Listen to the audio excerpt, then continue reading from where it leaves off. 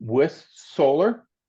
We're going to through this, we're going to be enhancing farming, soil, environment, and the way of life. So that's kind of what my topics are tonight. And so from that, I'll get started.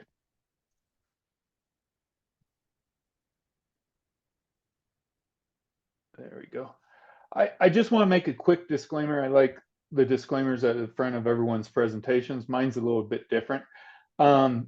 If you don't want to feel a little bit uncomfortable or maybe potentially get upset a little bit, probably not for you tonight. That includes developers, owners, landowners, tenants, pro-solar individuals, anyone against the solar, community leaders, people within agencies, and politicians.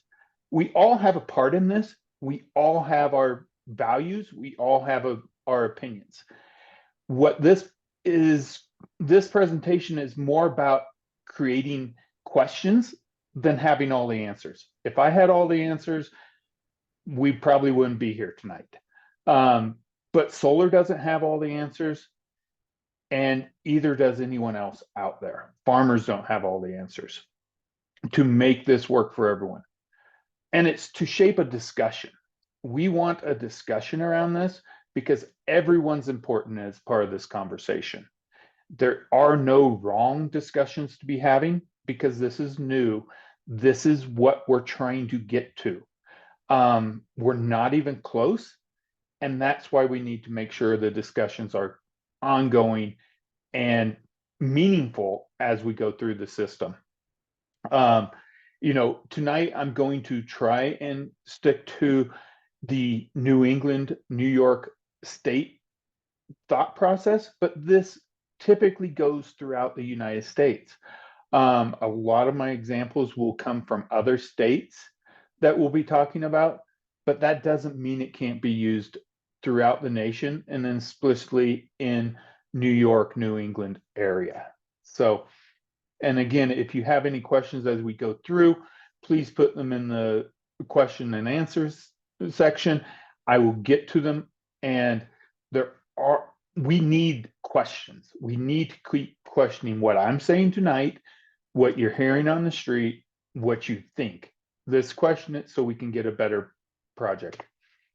We've already gone through this a little bit. The picture on the right is me actually out doing field work. I kind of want to have that on there. Some people say I don't do field work anymore, but it's always good to have that. I grew up in North Central Kansas, small town, about 300 people. With that, I graduated in a large class of 24 students. My first job in life was roguing soybeans. Anyone doesn't know what that is, it's walking long distances and cutting the non-soybeans out of the crop. We raised hogs and sheep on our farm. My farm was more of a hobby farm, and it couldn't support me or to become a farmer. So my next best opportunity was to, farm solar fields and use my trade and my practices in other places. Again, I received a BS and MS from Kansas State University. Anyone that knows me knows I bleed purple. I say it all the time, but that's kind of real quickly who I am. So my first question when I started this and how I look at all these projects is, what is farming? How is farming out there? In my opinion, it can't really be put any better than what Paul Harvey used. He made a documentary, So God Made a Farmer. If you haven't heard that, you need to listen to that, especially if you're not in the farming community. You have to understand that this is a passion to these people, these farmers. They don't do it for just the money. And land is not real estate. It is to these farming communities, it is part of the family. And until you understand that part of it, if you're a solar developer or if you're part of the solar industry, you can't understand what it means for solar to go onto some of these properties. That's not understood by the non-farming communities, but also in the farming community, there are days, but there's not weekends. They all run together. When things need to be done, they need to be done. And the reason I'm bringing this up is because farming is more than a occupation. It's a passion. It's part of the integrity of the farming community. As my dad used to say, every day is take your child to work day on a farm. It's usually not enjoyed by the child, but now that I'm a little bit older, I remember those times of spending the time out on a farm. A little bit of sarcasm here, but farming also pays really well. If you're a commercial farm, you might make 178,000.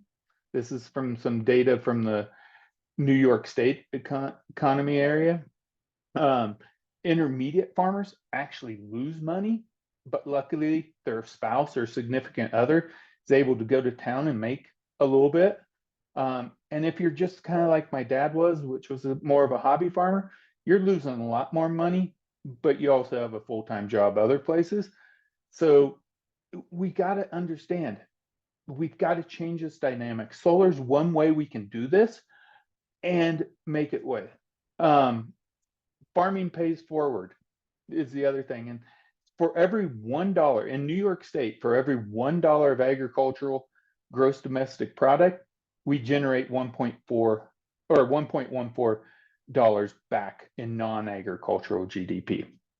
This is a huge benefit to these communities. And I'm going to try and see if I can, oops, sorry. Huge benefit to these communities and allows us to, that's why it's so important to the rural communities when we go from an agricultural setting to a solar setting. So we have to keep all this stuff in context as from a solar developer side of what this is actually meaning to the broader community also.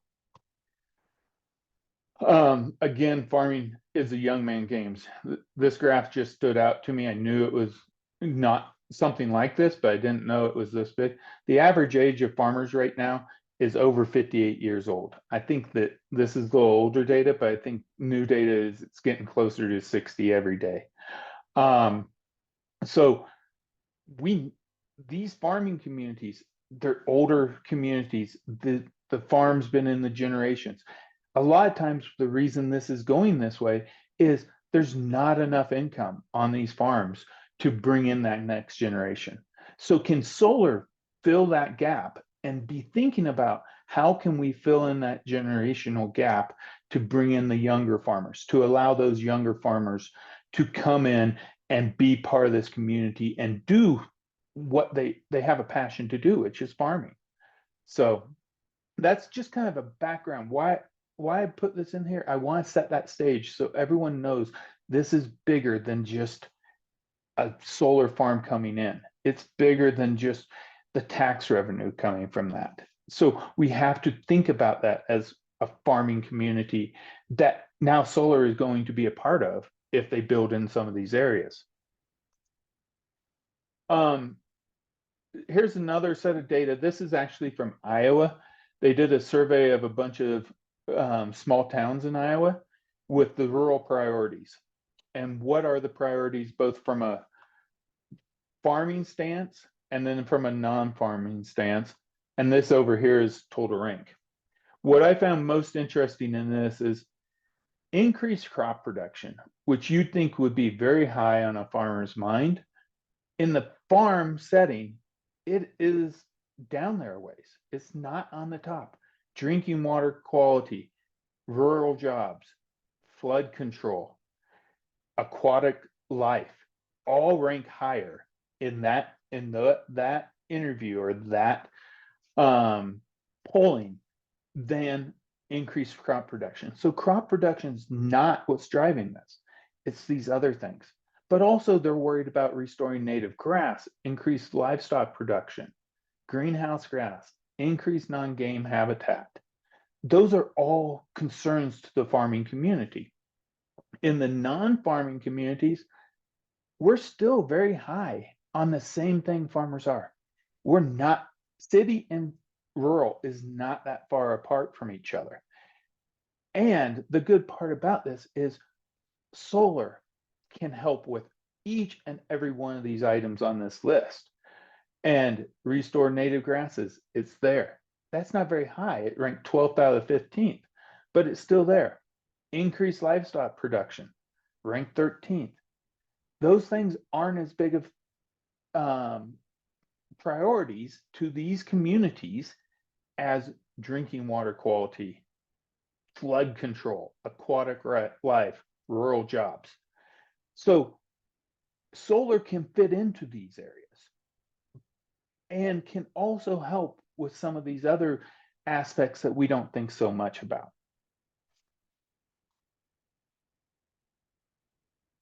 Sustainability initiatives.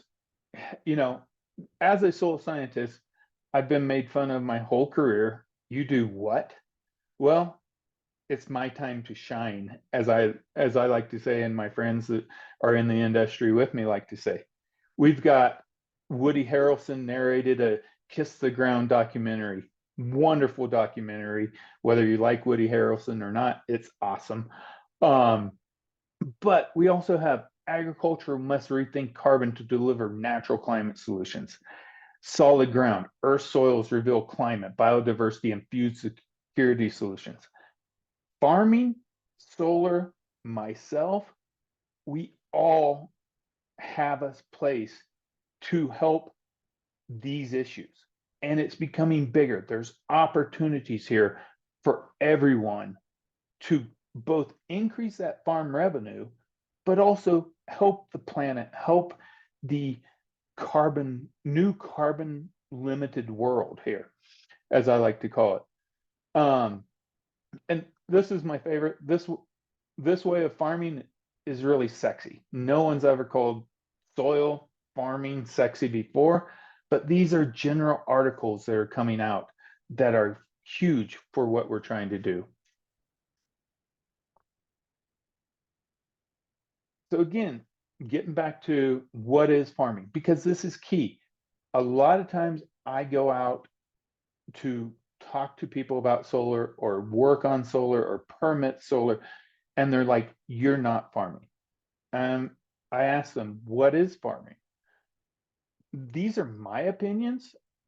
And from an agronomic side of things, I think the first one's really easy. Row crop agriculture. It is there. Hay pasture production, I would call that farming. Fiber production. So if you're in the south, panhandle of Texas, you're producing cotton, that's a pretty good priority.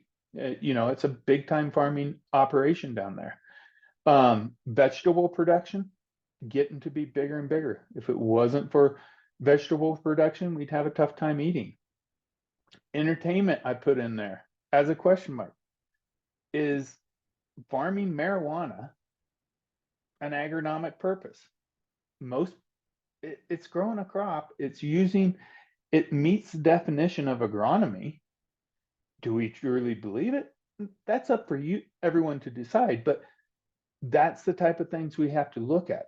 Is CRP land that's been set aside to protect water quality and improve soil health, is that farming? I believe it is. Is biomass for fuel farming? Ethanol production or switchgrass production or miscanthus production? Is that farming? Absolutely, in my opinion, because you are growing a crop from soil to either improve the soil quality or produce a product. So on the animal side, animal protein, absolutely. Milk production, huge in New York State, definitely is. Fiber production, absolutely. Lots of people are growing wool. Is apiaries animal production? I think it is. We have bees, we're tending bees, we're taking care of them, and we're producing honey. That's definitely an agricultural farming operation.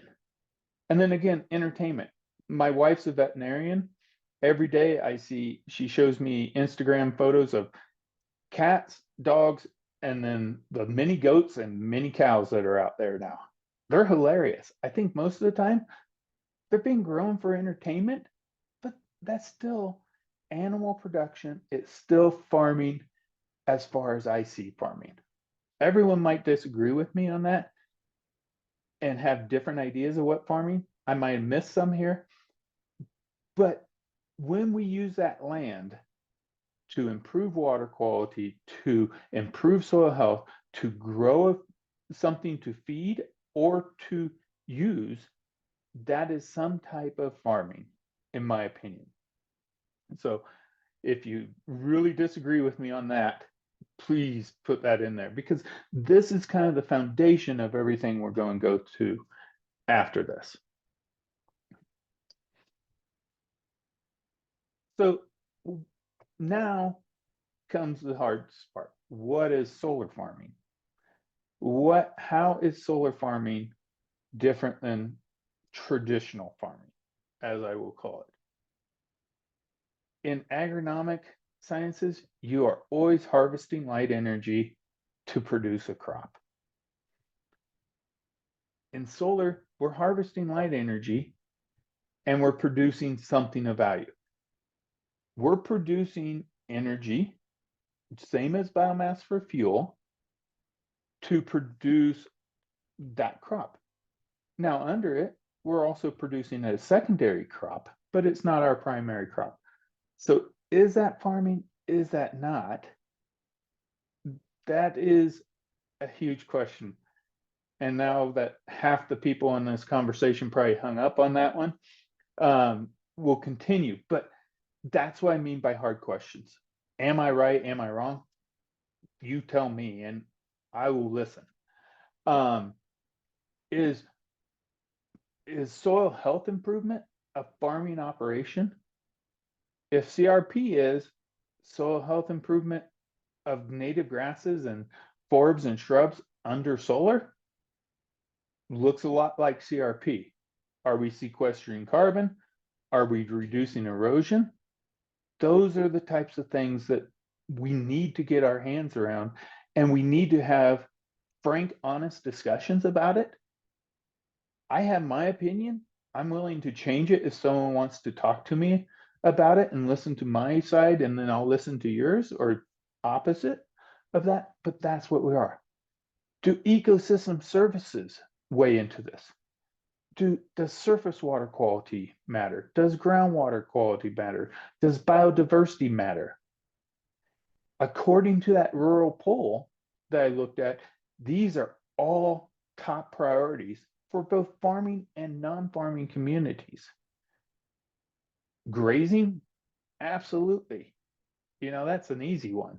Sheep, I've seen some chickens, I've seen some rabbits. It takes a lot of rabbits to take on 1,000-acre solar field, but it's still a farming practice. Can we do cattle? I believe we can. I don't know quite how to yet. Love to get some other opinion, but changes will be required in that. Into the solar field, into the permitting, into how we can build these setbacks and all that. But I think cattle grazing could be an option, which would allow for more of the traditional agricultural benefits of this. Same way with crop production. It is definitely farming. If we're producing hay and forage, if you believe my last slide, hay and forage is farming. Row crops are farming, whether that's soy, wheat, barley, whatever else we can grow under solar. Those can all be crop production. Again, changes are going to have to be required. Solar is going to have to give a little bit. Setbacks are going to have to change a little bit. But what's best for that rural community? Again, these are not easy conversations or topics. But what is solar farming? In my opinion, all these things equate to farming and are part of that farming. And ambition out there. I don't have all the answers. I mean, I just guess I really want to stress that is everyone's opinion matters right now because we don't have all the answers.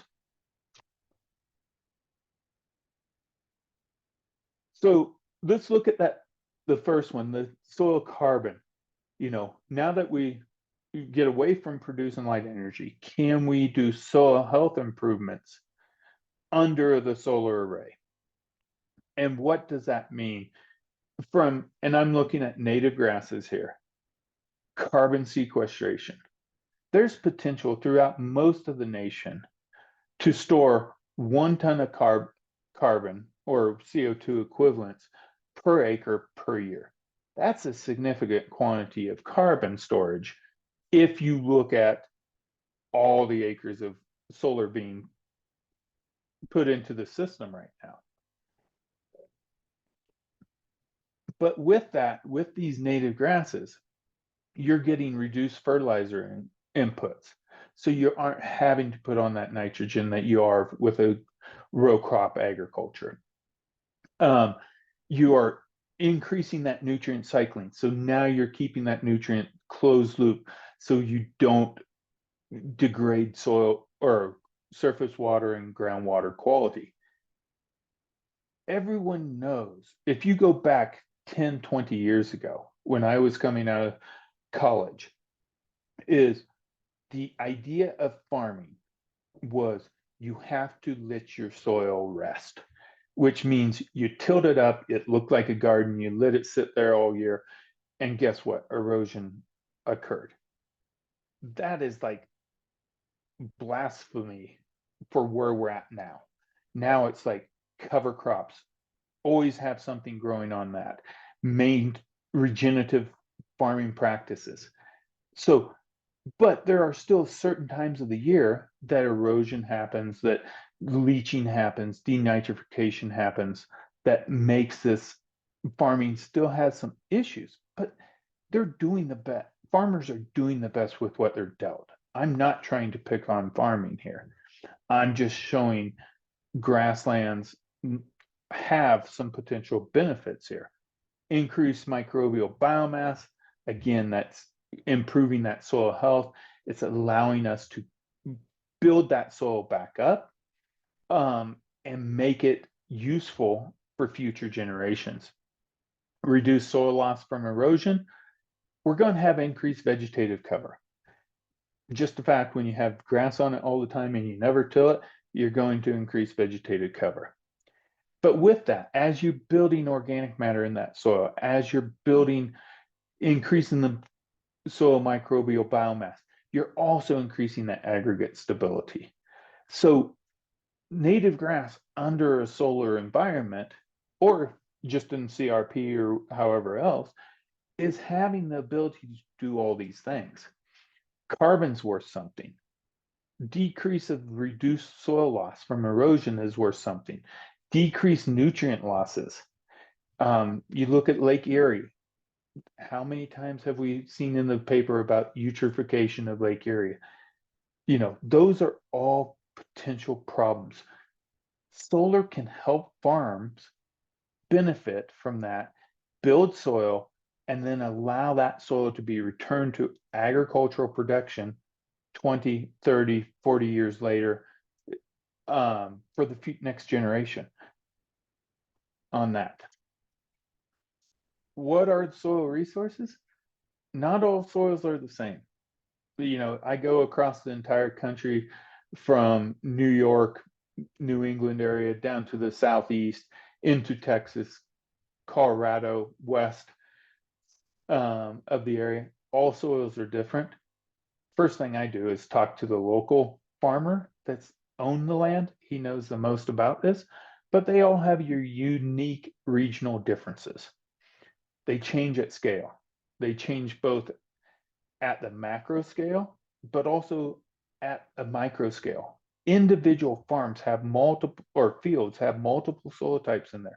We have to understand that so that we can make these solar facilities be solar facilities being soil friendly. Um, and different soils change the ecosystem functionality.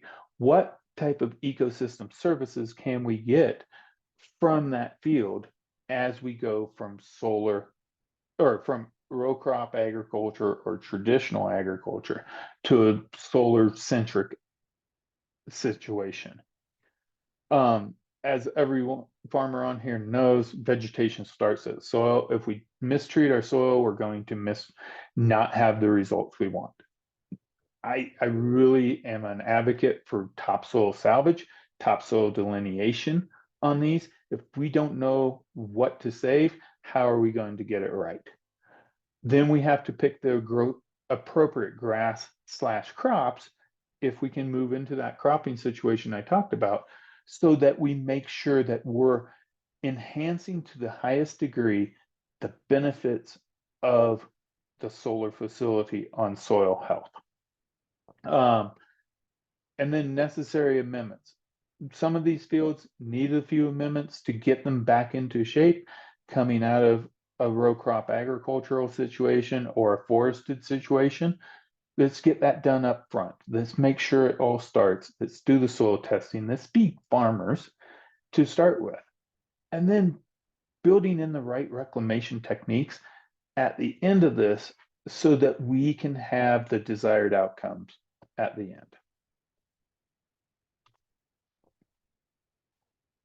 Again, a little bit more on this picture on the right here shows what native grass crop is. This is off the internet. I think it's from the Salina area of Kansas. You know, you got 6 foot deep roots in these systems. But these native grasses, they build and save soils for future generations. If you put a house on these, you're not saving that soil. That's going to be a housing development, a strip mall, whatever it is, for eternity, pretty much. But a solar facility, it has a life. But during that life, we're able to improve that so the next generation of farmers, ranchers can come in and take advantage of what was built during those years of under solar.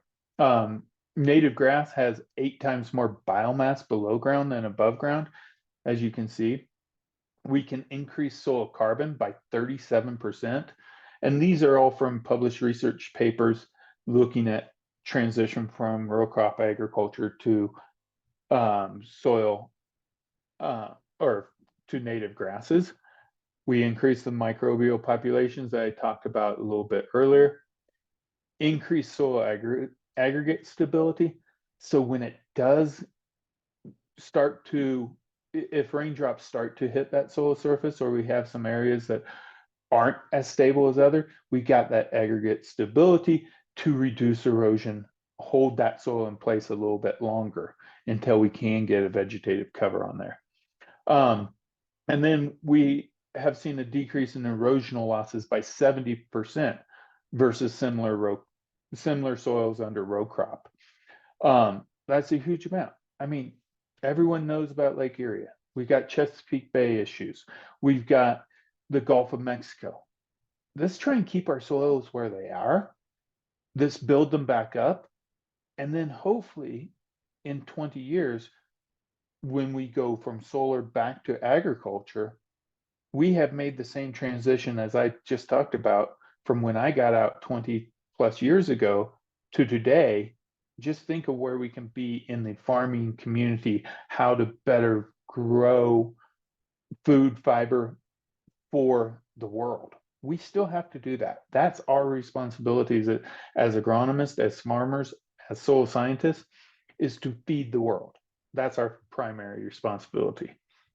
And then these areas can still be used for rotational grazing, haying, if the site is built appropriately, and we have the room to be able to go in there and really enhance the soil health improvements along with a more traditional agricultural setting looking at those. So we can have both. We can actually have all three, which is solar, soil health, and farming going on all at the same time.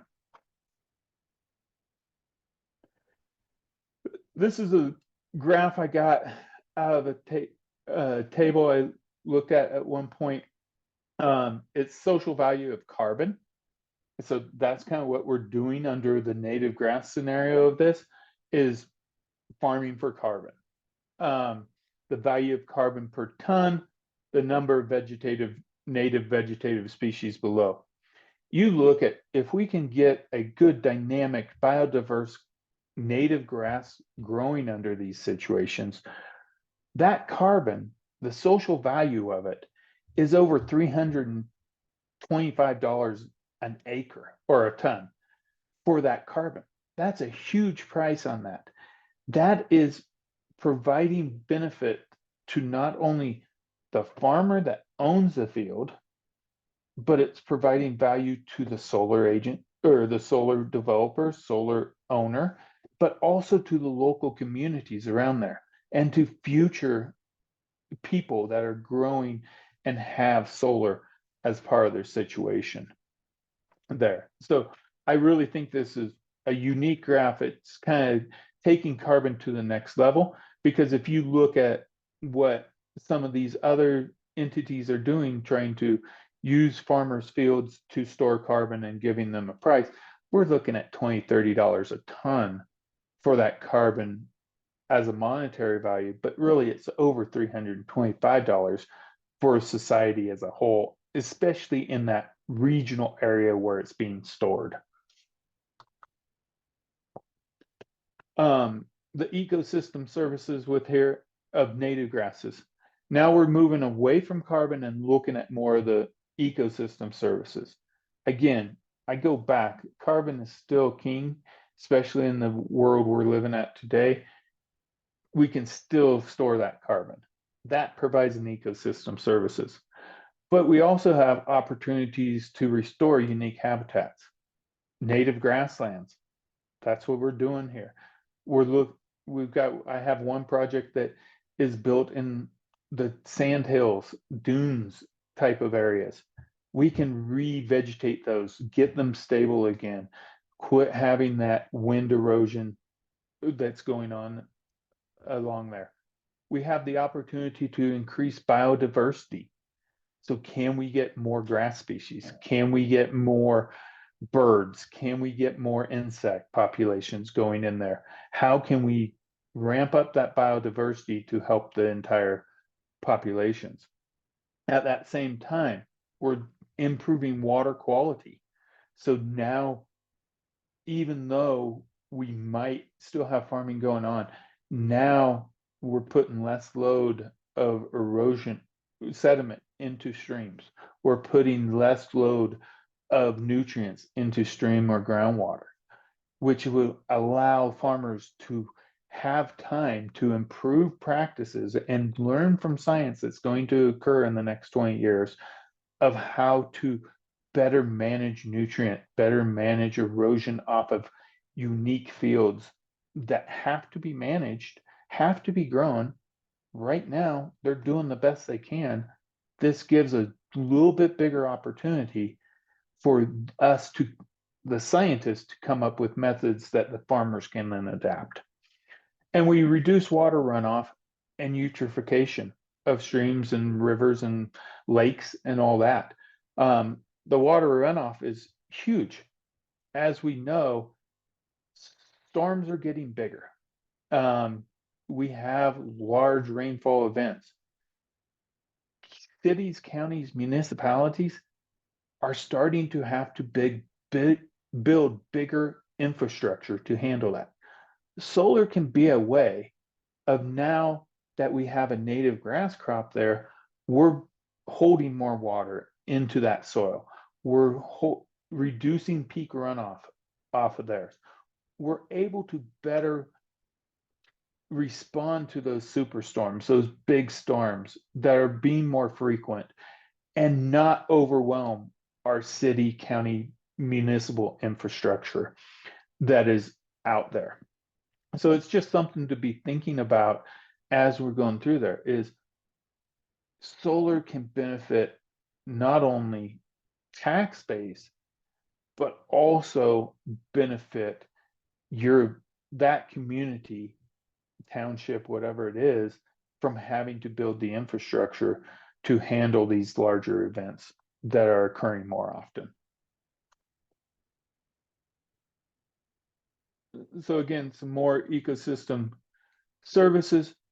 It's important to know it can be reconverted to row crop agriculture at the end of the project.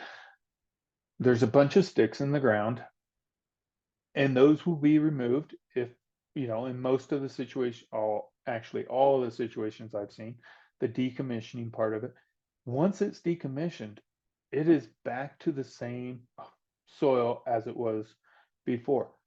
Protect area groundwater quality, reduce nitrate leaching, improve the surface water quality. Again, I go back to these things that are meaningful not only to the solar, but also to the communities that the solar is being sited in. Reduces urbanization. Can we maintain crop productivity on the site for the life of the project? Yeah, we can do that because we're not putting a building on there. We are still able to farm under the solar arrays, be able to grow an agricultural crop, native grass in this situation, for that issue. And we can increase biodiversity. We have sanctuary for pollinators and beneficial insects.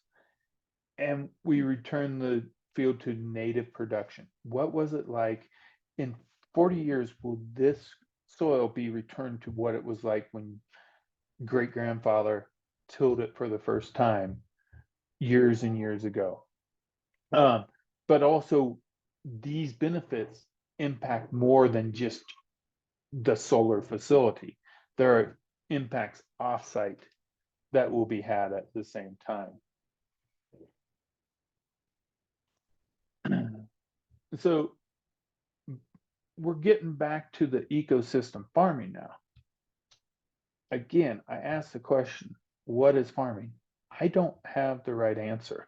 I have my opinion, but I don't have the right answer. Is CRP farming? I think I would say yes. Is biomass fuel crop farming? Absolutely, in my opinion. It's very much needed. Is vegetative filter strips farming?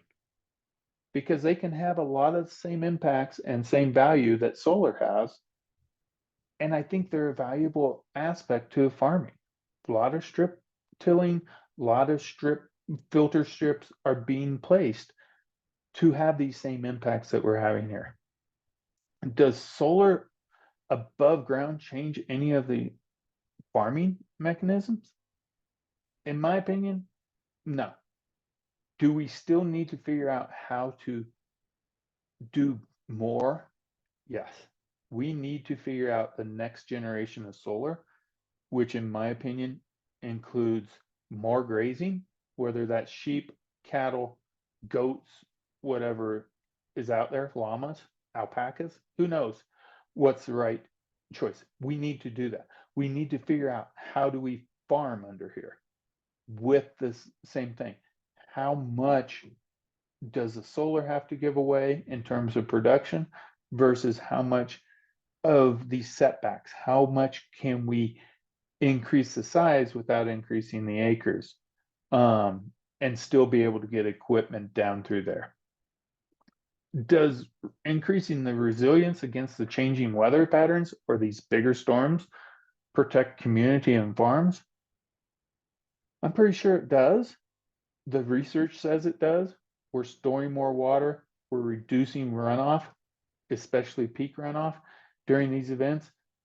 So we can have multiple benefits from the same site from that.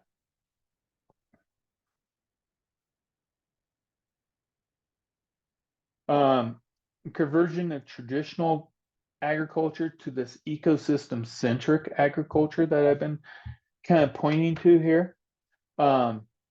We can be reconverted to traditional agriculture at the end of the project. The land is preserved for that future generation of farmers. That being 58 years old and still farming, you're hopefully those farmers are not still farming in 30 years from now when this is solar sites being taken out. Hopefully they have been able to pass this acreage, pass this down to the other generations. Now, as I say, farmers never retire, they just grow old and die, and they help out their sons and daughters and relatives a lot with advice during that time. But it's the future generations that need this land, that need to have a way forward so they can become the farmers, so that we consistently have a safe food supply that is locally grown. Vegetation can be used to improve the environmental quality of this site. Environmental quality of not only the site, but the surrounding areas.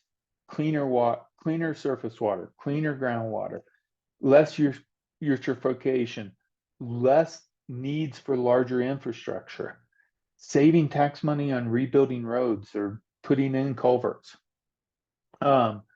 Vegetation can be used to increase soil organic matter, which is going to help that future generation and improve soil health. That not only helps that future generation out, but it also allows for the storage of carbon, which is a huge deal right now. As I said before, there's a lot of people thinking soil is sexy. I'm glad for that. It's never been had before. Can we use vegetation to promote pollinator habitat? A lot of stories about bees having problems, the pollinators having problems.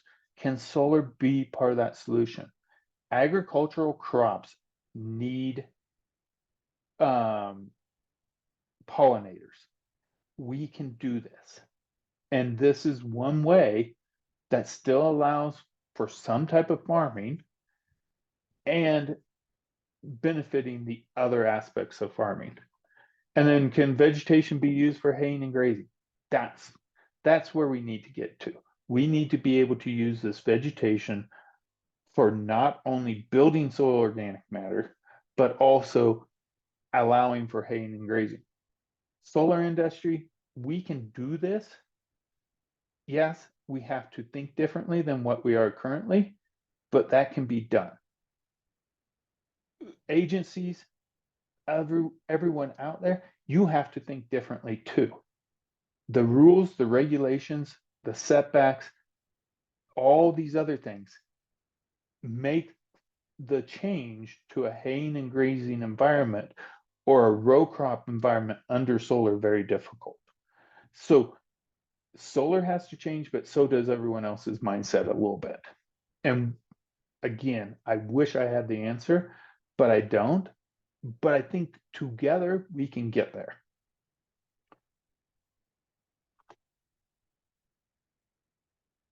Ecosystem farming BMPs, what do we need to be doing here? We got to protect this topsoil. Topsoil is, in my opinion, is a non-renewable resources. I've had many discussions with many different people. Topsoil is non-renewable. We can have conversations about that, but you're going to have that's one thing you're going to have a tough time talking me off of. We have to manage erosion until the new vegetation is established.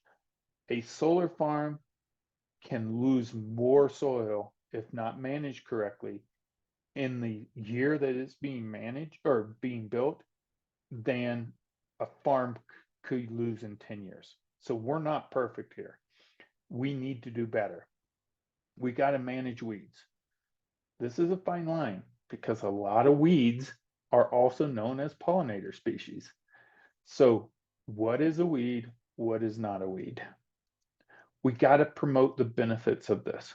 So if the benefit's going to be carbon on site A, let's promote that. Let's build around that. If it's going to be haying and grazing, let's build around that. Let's plan around that. Let's work with the local communities. Let's work with the farming communities to say what needs changed in our design to be able to go to a haying and grazing situation. And then the ultimate goal is to plan areas for, as I put in quotes, traditional agriculture. This is row crop. This is so we don't have to have specialty equipment, so that we can use the local farming community to help us manage the vegetation under here and provide the benefits that everyone's looking to have.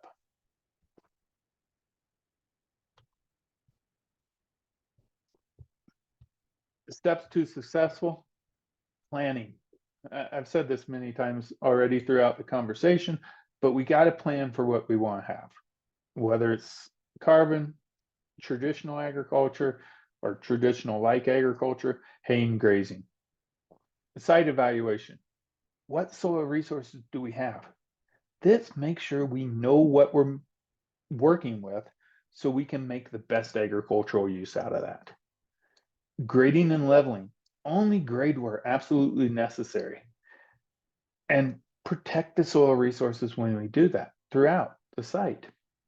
This has come a long ways in the past. This is where new technology is coming into solar to allow for grading and leveling not to have to occur at such degrees as it used to. Crop and grass establishment. Establish it early, make sure stormwater erosion is there, and reduce runoff. Do this right. Construction. We got to continue to maintain vegetation through the entire construction processes. That means multiple plantings, plant when they're right. Once you tear something up, get it back to a vegetative state. That's going to save the solar industry money. It's going to save our topsoil. It's going to allow us to do what I said earlier of handing this down to the next generation of farmers. Revegetation and monitoring. Let's monitor this. Let's get it site ready for agriculture.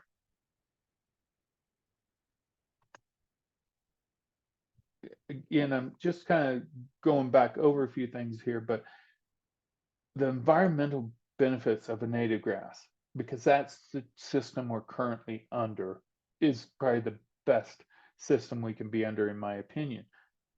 We can increase soil carbon, reduce erosion by 25-fold, reduce nitrogen export from the site 6-fold, reduce P export by 10-fold, a 10x decrease in phosphorus.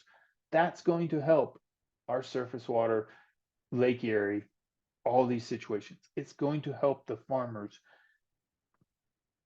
be able to come up with situations where they can meet TMDLs if they ever come down. We can maintain crop productivity. We increase infiltration by 5 times. That's huge. That's where we come into not having to build the infrastructure for the counties, cities, communities in these rural areas that are already strapped for resources. We can do this even as the signs get better, or the storms get bigger. And we increase the biodiversity. The graph on the right here is just showing proportion of the landscape and perennials versus the benefits. Again, this is a law of diminishing returns. There's only so much we need to have in perennials. Could this be part of solar's solution? Can solar help meet this benefit, get the most benefit possible of perennials, produce energy, increase soil health, and have all these other benefits as we go out there?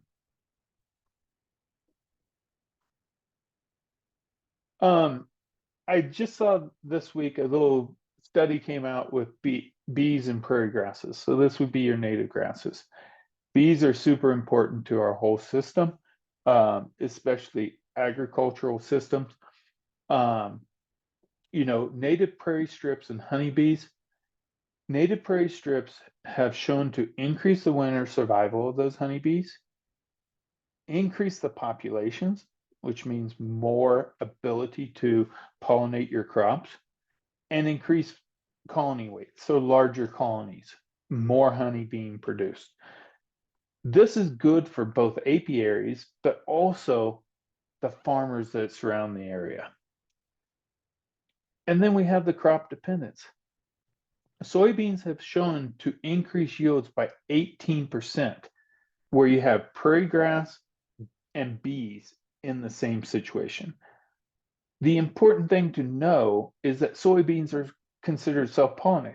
They don't even need bees to really pollinate themselves. But these bees are increasing that yield by 18%. So even if we don't have what we would call traditional farming, we're able to increase surrounding areas production, in this case, if it's soybeans, by 18% by having better bee survival, bee populations in the area. Now, if we go into fruit trees, apples,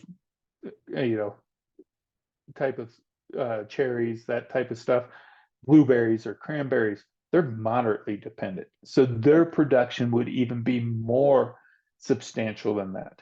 You go to melons and squash, which are highly dependent on bees pollinating them. Now we're getting even a bigger impact on crop yields from that.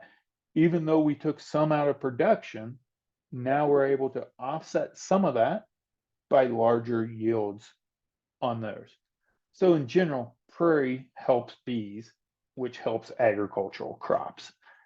I think this is a critically important aspect of this, is that not all agricultural benefits are seen from growing crops in solar. If we could get to the point where we can grow perennial crops inside solar, have the establishment of bees and increase agricultural production outside, that would be the optimal issue, or have haying and grazing inside those arrays as part of that. Again, looking at the larger agricultural benefits, a compact, just like it is square or rectangle, 1,000-acre solar project will have benefit agricultural impacts on over 7,200 acres of the surrounding acres. So it's not just that 1,000 acres that are getting these benefits. It's the larger, it's 7 times more acres outside of the solar array.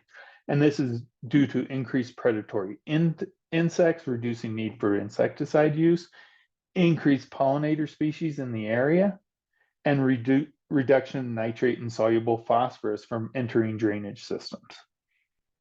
A properly designed and maintained solar projects will have impacts on that area, both from improving environmental quality, that biodiversity I've talked to, and that decrease on our infrastructure.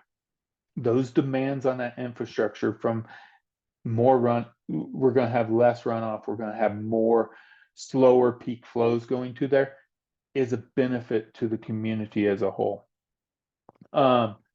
Properly designed will improve soil quality and allow agricultural use after the project's done. That second bullet point down there, we haven't got there yet. We're hoping to get closer, or at least I am, because I'm so passionate about this. But that is where we need to go, is allowing for agricultural use during the project. Not all projects can do that, but where it's capable, where we can do that, where the regulations, where the zoning is appropriate, can we do that? And what should be a solar farming goals? We've talked about a lot of things: carbon, biodiversity, water. One thing I haven't talked about, because I'm not an economist, is the farm economics.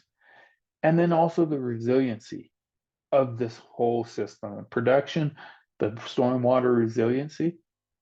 We have to pick the priority, but it doesn't mean all these other things can't come along with it. If we want water quality to be our priority, that's going to look a little bit different than of a system than if we picked farm economics as a priority.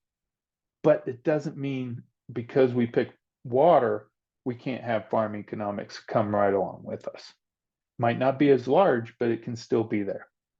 Those synergistic effects happen throughout this whole chain. We got to have the communities involved. I think that's one place solar can improve a lot, is to get involved with the communities, understand those communities, understand that this land is more than a piece of real estate. This is a family member and needs to be treated as well, or if not better, than a human being. To reach these goals, we must be planned. We must be planned at the design phase of the solar, at the zoning and ordinances that are coming out, at the installation, and at the end of the project. Everything must be planned so that we can maximize whichever one we pick and then tack on all the other sustainability goals that might be there.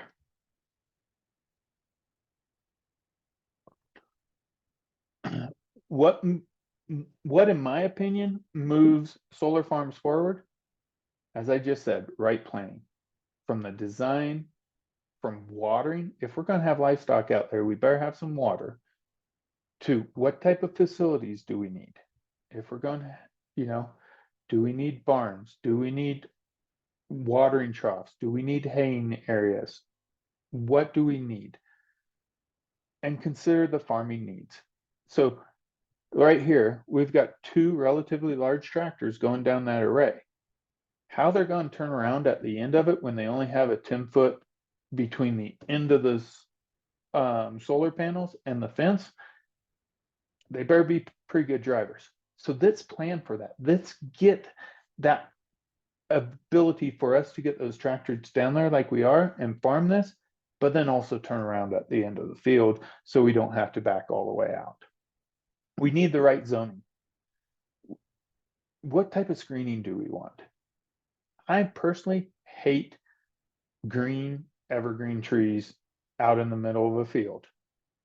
Can we go with a screening of native tall grass, native prairie? It's 6 foot tall. It's going to hide all the fence.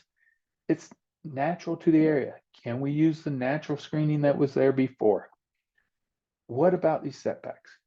Can the county, can the township work with us to reduce these setbacks a little bit so that we can still get that solar farm in there, but now we can turn this tractor around at the end of it by moving that fence 5 feet closer to the road or something like that, and then be able to do that. And with the screening, the zoning needs to be right so that a non-adjoining landowner gets some say in this, gets to screen it. That screening may look different than on a county road, or may look different than what's on a highway. So let's do that. The right regulations. Right now, it is very hard to even consider row crop agriculture in a solar field because this is a regulated construction area and we're under stormwater regulations. Farms are exempt from it, but not a solar facility. So when we tear that field up to replant our next crop, if we're going annual crops, soybeans, wheat, how can we get the right regulations so we can do that without being in violation of a stormwater MPDS permit on that situation? So we need to understand that. And this is my last slide that I have, and I want to challenge everyone here and just be honest with each other. Let's come up with multiple decisions. There's not the right answer, but how can solar help that next generation enter agriculture? What I always hear is solar removes rentable acres. Those rentable acres of a farm field are what that next generation needs to be able to farm. they can't go buy a piece of land right now. It's too expensive, along with the tractors and the combines. What can we do there? Community needs to provide incentives for the solar to rent the area. This is my thought, to rent the area outside of the fence that they own to farmers younger than 30. Can we do that? Can we come up with solutions that now we have?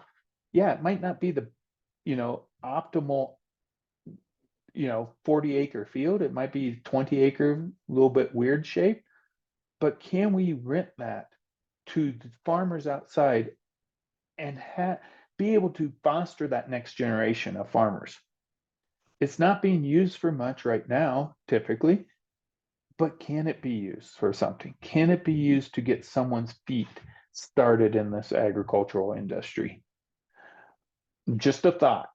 Can solar reduce soil degradation?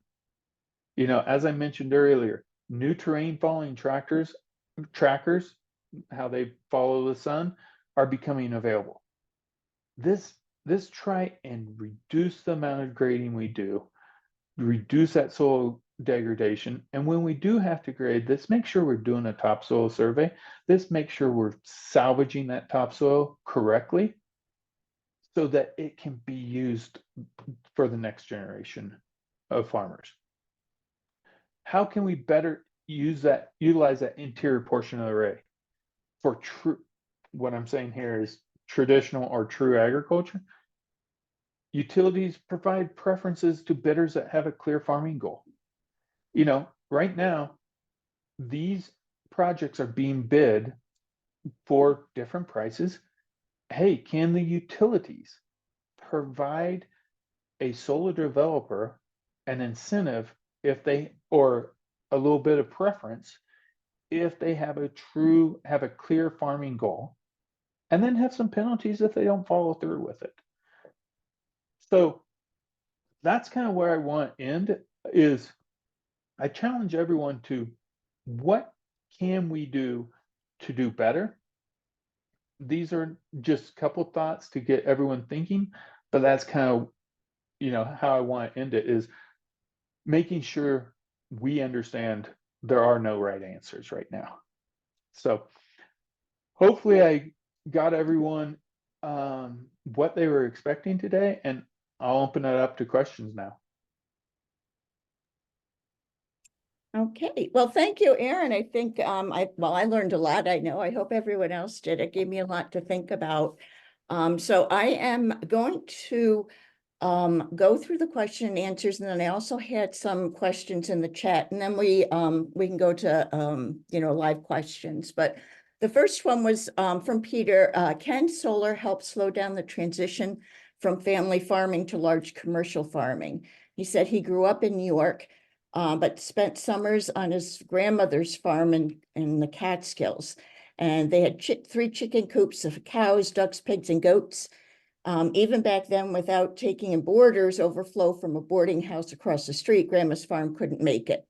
So he always heard that solar farms take away farm land. And are we missing something by not marketing solar as helping to save family farms? And I absolutely, it can, because solar gives a farming family an opportunity to have a set income for a certain amount of time. And what that income amount is different everywhere. But now you can start planning for that. Now you don't have to worry about what happens if a drought comes through. You already know you have this much money coming into the family farm. So maybe that can then allow your daughter to come back and start farming with you, because you have that set amount. So solar is absolutely a way. There's a lot of other issues with family farms, but it's one way that family farms can become viable again. Great. Okay. And he follows that up with another question. Are native grasses different than planting pollinator species? And any idea how costly it is to plant an acre of a solar farm and pollinator species? So native grasses would be part of a pollinator species mix.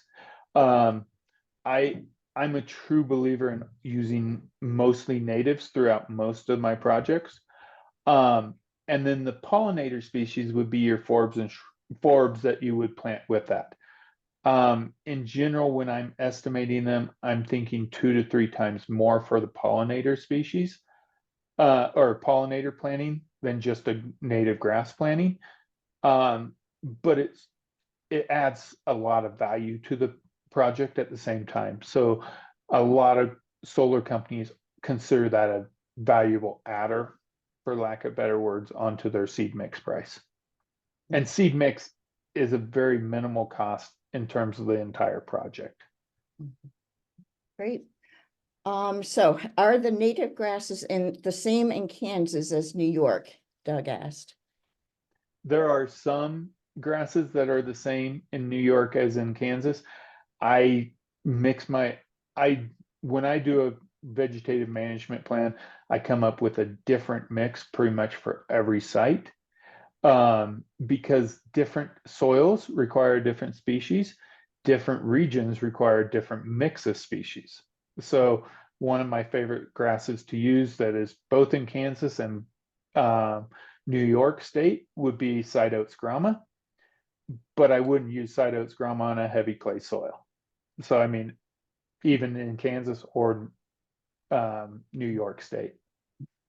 Great, great. So it's more specific to the actual soil you see in front of you, even if it is native or not. Great. Yep. Yep. All right. So Rita has a comment and then a question. Her background is a state agency soil scientist. And for 15 years of watershed specialist. So now she is a part-time public meeting facilitator for wind and solar controversial projects. And a question she often gets is, how can this project be called a solar farming? And so she is great to see you tackling this. I think she's probably going to take a little from this. But her answer has always been farming is producing a product from use of the land, be it beef or dairy or milk, or wind and solar producing electricity. So as you said, not all agree and some get upset, but that has been traditionally her response. And then her question was, has any effort been made to include solar and wind under right to farm laws and ordinances to protect a farmer? I don't know the answer to your question, so I apologize for that. But it was about 5 years ago that I got tackled with the same question you sound like you have. How is it? It's not a solar farm. It's not farming. And that's kind of what made me change my attitude a little bit here and say, how can we make it farming?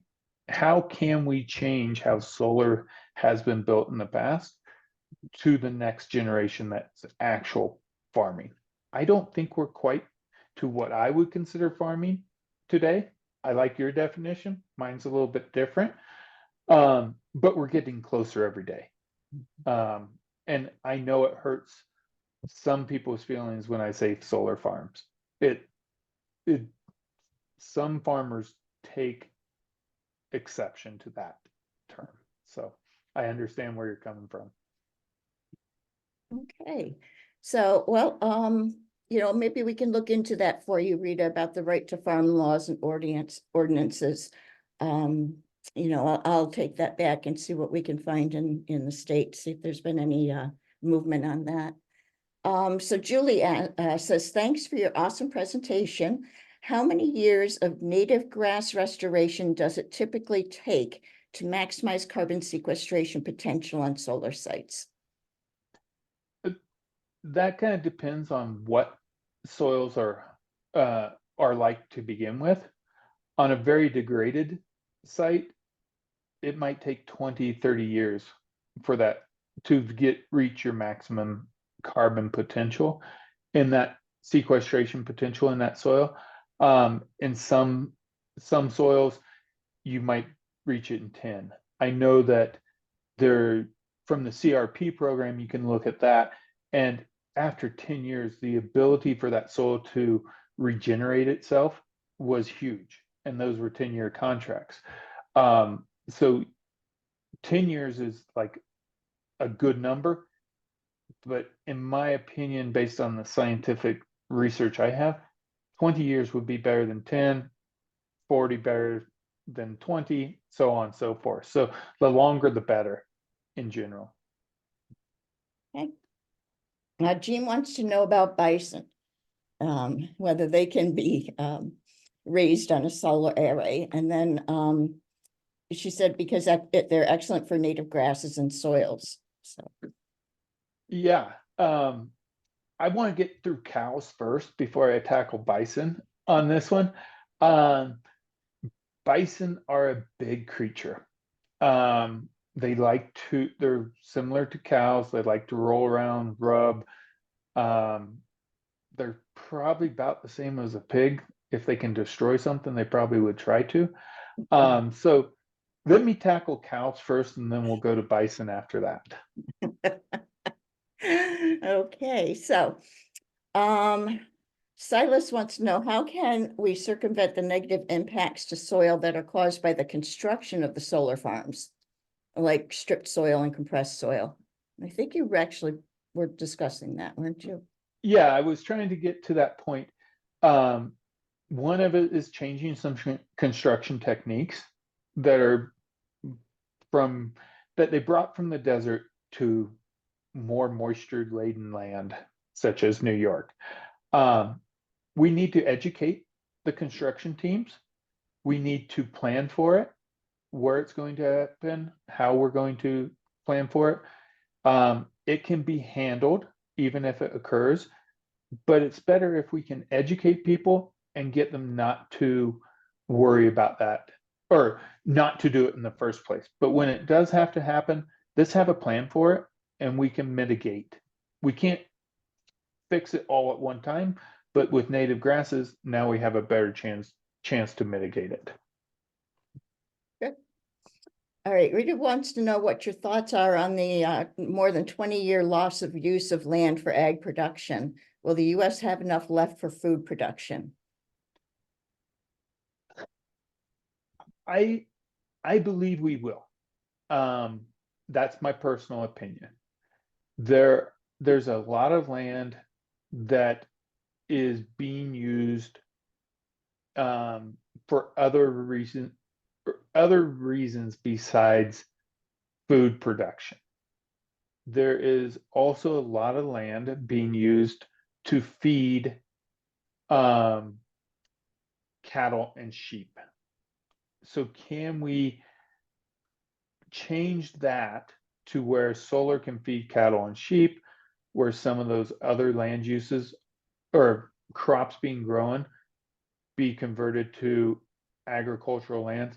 And can the agricultural plant scientist continue to develop hybrids that produce more on less acres?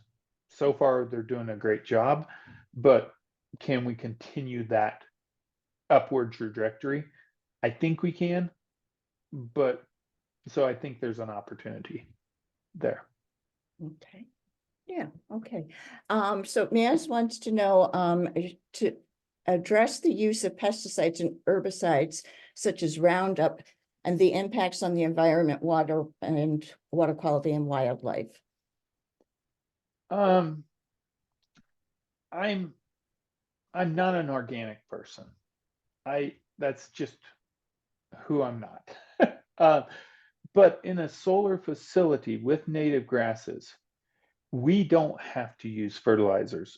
We don't have to use too many herbicides because once we get that grass established, it's a native grass. It's going to outcompete the annual weedy species that are traditionally found in a row crop agricultural situation.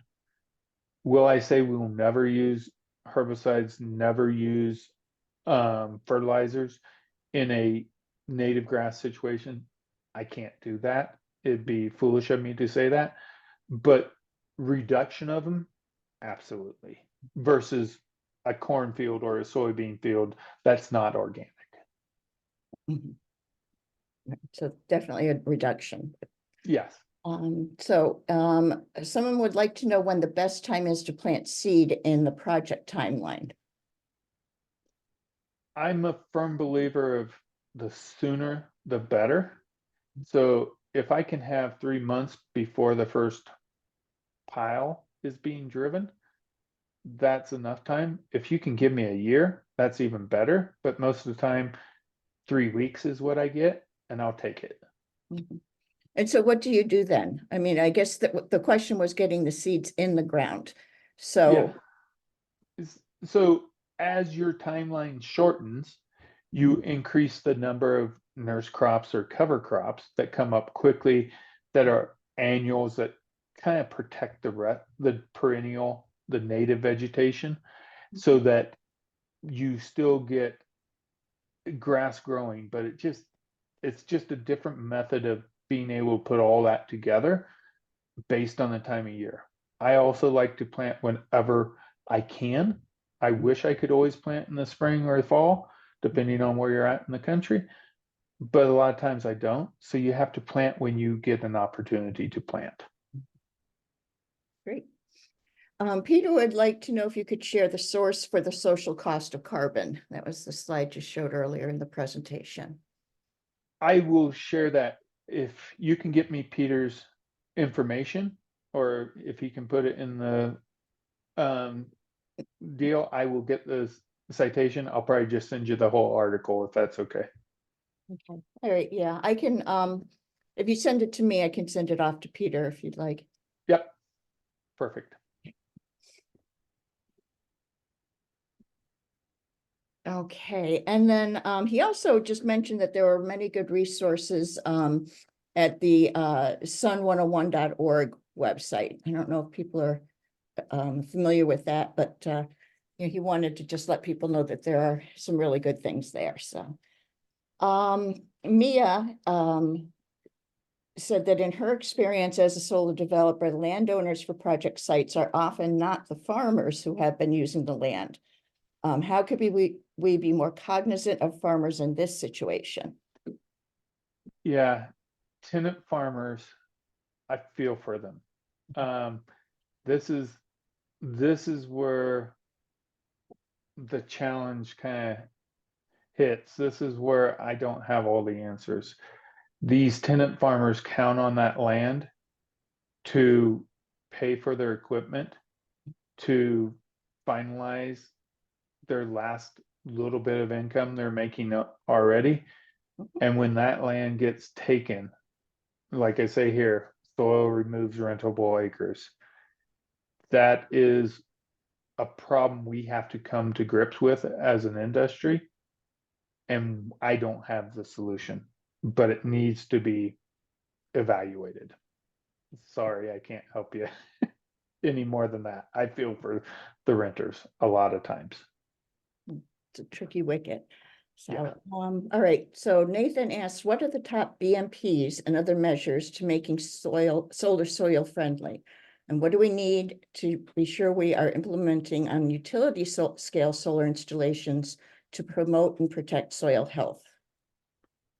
The biggest one is the cheapest, best erosion control method out there is vegetation.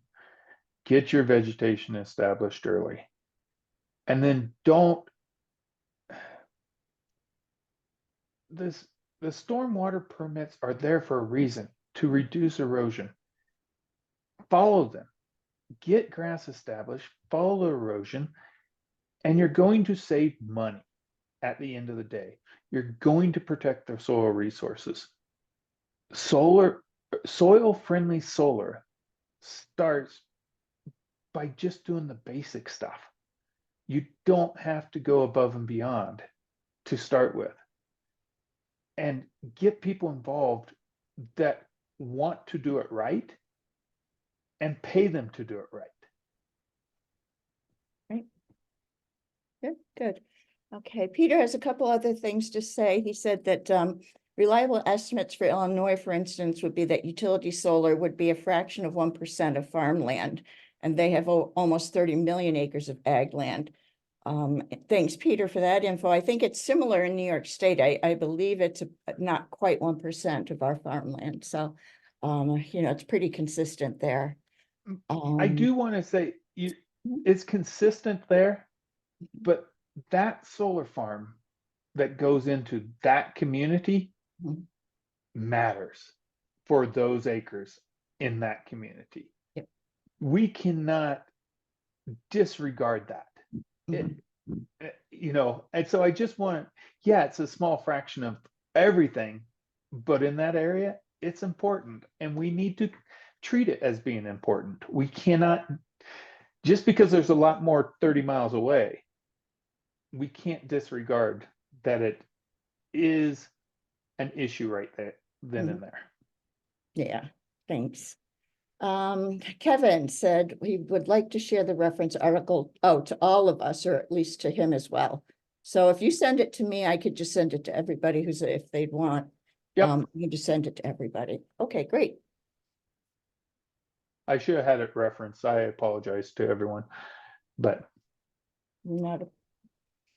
Not a problem. Okay, how would you adapt to establish native grasses and dry land ag compared to an ag irrigated plot? Native grasses, there's native grasses pretty much throughout the US at some level. In the most desert places of Nevada, there's grasses that occupy those. Now we're only going to have one per square foot versus New York, where we have 100% vegetated cover. So finding the right grass for the right area at the right density is what we need to do.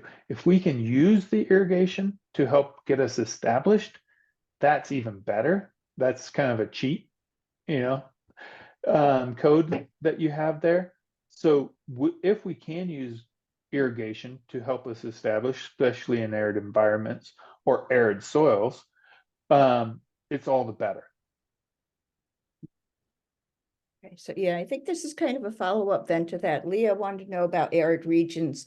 She said, I always see those photos and data on areas with Midwest and East ag lands, as well as the native grasses associated with those areas. However, in the Southwest, the native landscape is arid. So how does ag science help these areas? Yeah, so I have a project site just south of where I'm at, and we're doing exactly the same thing here. We're doing revegetation or reestablishment of shortgrass native prairie with carbon sequestration tacked on to the back end of it. In that area, we can't do pollinators. There are limited pollinators that use that area where that solar farm is built, but we can still plant native grasses. We can still use it to store carbon in the soil. We can still graze it if we wanted to. Is it going to look lush and green like a New York site? No, it's going to be a little sparse. It's going to be a little bare. You're going to have some soil showing, but it's going to be close to the native environment. So agronomic science is just the science of how plants and soils interact, so they can be used anywhere you want a vegetative community. Okay, Lisa asked, is forestry farming? I would say yes. Again, like I said, I don't have all that. That'd be a fiber crop, and it'd be right there with everything else. Especially if you're doing it in plantation or type of situation. But I even think wild forests are partly agronomic. Mhm. Forester might come after me now, but that's okay. Oh, it sounds like you're expecting a lot of people to come after you, so you know. Hey, that's what I'm here for, Oh, okay. Betsy Hodge said to thank you for gathering all the ideas in one place and finding some of the numbers to go with them. As a farmer and town planning board member, she's approved many solar arrays that others thought were on farmland too good to lose, quote unquote. And she'll agree with what you've laid out. In most cases, the solar array is helping the family keep the farm going and in the family. So kudos to you, Betsy, for carrying that torch too. And just remember, we don't lose it. Right. It's still there. It's still able to be farmed. Either 10 years from now when we figure out how to better farm that situation, or 40 years from now when they remove the solar facility. So it's not lost. And that's kind of one of the things I've hit on multiple times is we aren't losing anything. We're just putting it into the bank account for a little bit. Yep, good. Okay, so a couple more here. If you graze smaller livestock such as goats, which probably wouldn't be best, but within a solar facility, how do you ensure they do not interfere with operations, equipment, and solar arrays? Well, that's why we don't graze very many goats. They like to chew, they like to jump, they like to do that. But with the sheep, it's partly wire management. It's the planning part of this. How are we going to make it so that we protect the livestock, but at the same time can operate a solar facility? So again, it's all in the planning. We got to have some water for them too. I mean, that's one thing we always forget about. Oh, we're going to graze sheep. Well, we bring the sheep out and then we're like, where's the water? So, Okay. All right, I have, Kevin said he'd be interested in a similar class discussing the benefits of solar in a currently forested area. He said all of the solar projects in his town are proposed in forested areas, not current ag areas. forested areas bring in a whole different realm. You've got poor soils usually. There's a reason they weren't farmed, is the best way to put it. And so, but native grasses can work in those situations.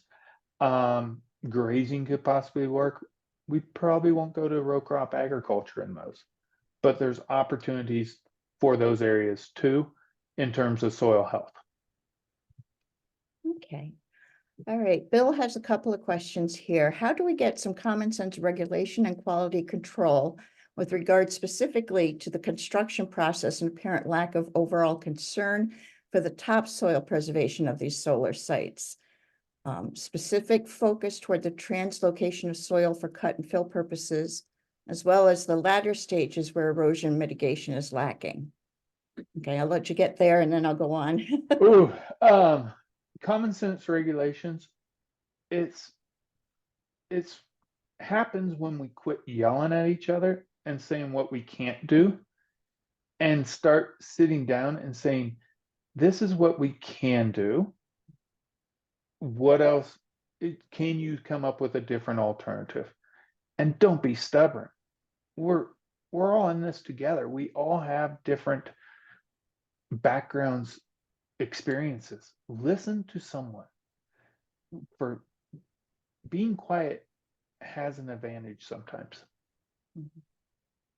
So how much attention is being paid to the compaction levels on these large solar fields and the effect that could have on the natural infiltration of water into the soil and subsequently the local aquifers?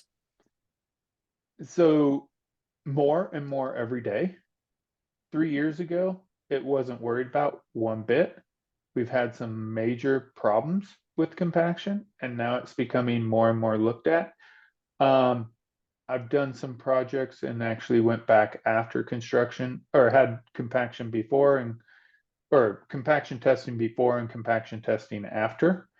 And that site did not have too bad a compaction, but I've had some that had less construction activity and had more compaction because of the soil type. So it's dependent on the site. Every site's different. And then his other question is, how does the big picture look in terms of the site cleanup for when these solar fields hit their life expectancy? Who will pay to restore these areas to actual farmable plots again? I have not seen a site ever decommissioned. But as from what I know is there are some places that require bonds, some places require sureties to decommission it. Yeah, and I you can would, answer that. someone else needs, yeah, go ahead. Yeah, New York State requires a bond that is held by the municipalities to cover the cost of decommissioning.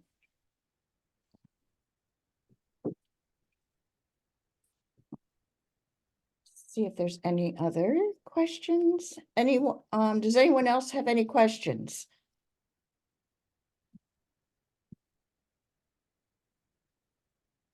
I don't see any hands raised. Okay. All right. Well, thank you, everybody, for coming tonight. I hope you learned a lot. And Aaron, I am so very appreciative of you. And I don't think we'll all be coming out to see you banging your back, but you know, we will be in touch. Oh, I have one person raised a hand. Hang on a minute. Peter, why don't you go ahead? Peter? Oh, there you go. Are you there? He's You're on mute. Yeah, you're on mute, Peter. How about now? Yep, you're good. Okay. I just wanted to put a plug in. Joanne, you had mentioned on the front end that this is being recorded. Mhm. It would be great if you could put together like a 1 paragraph with the recording so that those of us that have access to newsletters, etc., can put this information in, because I think it was having spoken at a number of town meetings in upstate New York where solar farm proposals were turned down for all sorts of reasons, for everything. Well, some of it is it's farmland. It's sacred. You know, how could you dare put a solar farm on it? I think there's a lot of great educational material in this presentation, and we really have to work to get it to a much wider audience. Mhm. Yeah, okay. Yeah, Aaron, Thank if you, we could just Peter. do a summary of what you presented, would you be willing to share your slides as well? I don't want to put you on a spot, but Yeah, um, yep. all right, I'll great. share my slides. And Peter, just so you know, I'm going to ask you to review my 1-page summary now that you've brought it up. So thank you. Well, Joanne, if you could send that out to everybody with the, I'm assuming you have all of our email addresses? I have everybody's email address and well, I'm not going to send out his 1-page summary for them to review. I'll just send it to you. Okay. To review, okay. Yeah, Yeah. you could That's help what I Peter. wanted. I I'll shut up volunteered next you. time. So thank you. All Thank right. you, everyone. All right. Thanks, everyone. Have a good night.